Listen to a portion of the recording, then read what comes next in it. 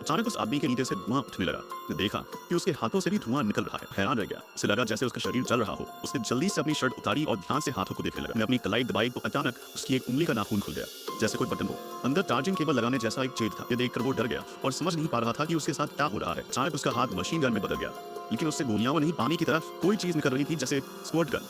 डर के मारे वो जमीन पर बैठ गया और सोचने लगा कि ये सब क्यों हो रहा है। भी उसके गले में अजीब सा एहसास हुआ। उसका चेहरा बदलने लगा और असली रूप सामने आ गया। वो इंसान नहीं बल्कि रोबोट था। वो यकीन ही नहीं कर पा रहा था। धीरे धीरे सामने हाथों से मशीन गन निकल आई। ये देखकर उसका पालतू कुत्ता टॉमी जोर जोर से भौंकने लगा। उसने हाथ हिलाया और अचानक सब नॉर्मल हो गया। उसे एहसास हुआ कि उसके पास कोई सीक्रेट पावर है, जिसके बारे में उसे खुद भी नहीं पता था।